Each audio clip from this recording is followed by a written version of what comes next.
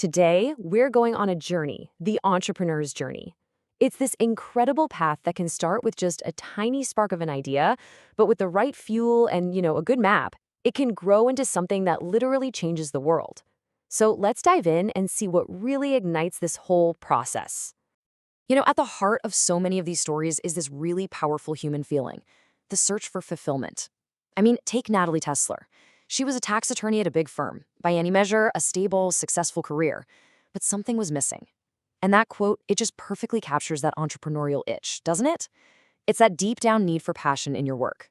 For her, that spark led to Spa Space, a business that wasn't just about an idea, but about building something that truly mattered to her. So what even is that spark? Where does it come from? And what's the real difference between someone who just has an idea and someone who goes on to build an empire? Okay, in this first part, we're going to dig into what an entrepreneur actually is and the different shapes and sizes they come in. All right, so what does the word entrepreneur really mean? It's so much more than just owning a business. It's a whole mindset, right?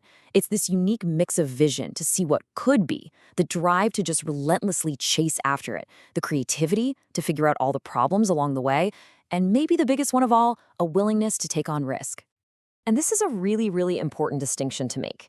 Not every small business owner is an entrepreneur in this classic sense. Think about your local bookstore owner. They provide an amazing service, they're an expert at what they do, but they've often made a conscious choice to stay small, to serve their community. An entrepreneur, on the other hand, someone like Jeff Bezos, starts with a vision to completely change an industry. He didn't just want to sell books. He wanted to build a totally new way for us to shop. It's all about that hunger for innovation and massive, massive scale. And this whole journey isn't a one-size-fits-all kind of deal. First, you've got your classic entrepreneurs. These are the risk takers, like Miho Inegi, who fell in love with New York bagels and was just determined to bring that taste to Tokyo. Then you've got multipreneurs. These folks are almost addicted to the thrill of building, starting one company after another. And then there are intrapreneurs. These are the innovators who shake things up from the inside of a big company. So we know what they are, but who are they? Is there some kind of common thread? Something woven into the personality of someone who actually makes it on this journey? Let's take a look. So what's the secret sauce? Well, it almost always starts with vision and passion.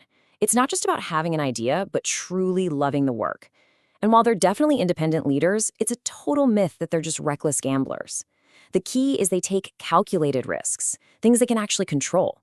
And honestly, none of it works without an insane amount of commitment and energy, that willingness to make personal sacrifices to make that vision real. Okay, so you've got the spark, you've got the personality. But an idea without a plan, that's just a daydream. You need a blueprint. So now we're going to look at how that spark gets turned into a real concrete strategy. This question right here, this is what stops so many would-be founders dead in their tracks. You get that incredible aha moment, and then crickets. That feeling of, now what, can be totally overwhelming. But the answer is, you need a map. You have to get all those brilliant ideas out of your head and onto paper. And that map, well, that's the business plan. And look, it's not some stuffy document you only write for investors. It's an incredibly powerful tool for you. It forces you to be brutally honest about every single piece of the puzzle, from that quick summary that has to grab someone's attention to the nitty-gritty of your marketing, your operations, and of course, the financials that prove this whole thing can actually work. A solid blueprint is absolutely essential. But let's be real, most businesses can't run on passion alone. They need cold, hard cash to get off the ground and to grow. So the big question is, where does the money actually come from? Now, if you think every startup is funded by some huge check from a venture capitalist on Sand Hill Road, think again. The reality is, well, it's a lot closer to home. A truly staggering 94% of business owners raise their first round of money from their own savings, their family, and their friends. The big takeaway here is that most ventures start small, built on personal belief and trust. Now, for those who do look for outside money, it's so important to know the difference between the main players. Angel investors are usually wealthy individuals investing their own cash into very early-stage companies. That's your seed capital. Venture capital, or VC, that comes from big investment firms. They're managing a huge pool of money, and they invest in companies that are already showing signs of taking off, in exchange for a big chunk of ownership and a seat at the decision-making table.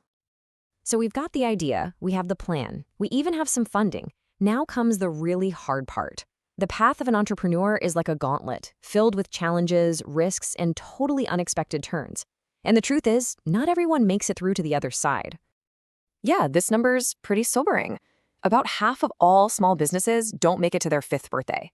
But this isn't just about bad luck. It's usually about a lack of planning, or not being able to manage cash, or a failure to adapt. The key isn't to avoid challenges. That's impossible. It's knowing how to react when they hit you. Resilience is really the art of survival, and I can't think of a better example than MailChimp. I mean, they didn't start out as the email marketing giant we all know today. They were a web design firm, but then the market changed, the tech bubble burst, 9/11 happened, and each time they were forced to pivot just to stay alive.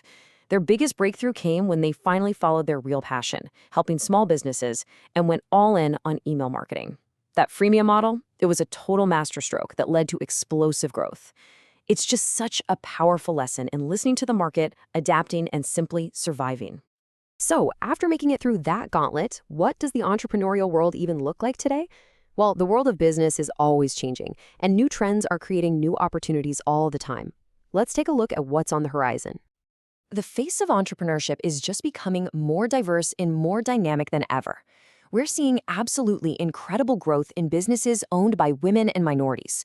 There's a silver wave of baby boomers starting new companies, and technology has empowered a whole generation of mompreneurs to build empires right from their homes. This isn't just one type of person in one city anymore. It's a movement happening everywhere. And that brings us to the end of our journey for today. But maybe, just maybe, it's the beginning of yours. Every single great business we've talked about, from a little bagel shop in Tokyo to a global tech company, started by answering a really simple question. So as we wrap up, the only thing left to ask is this: what problem are you going to solve?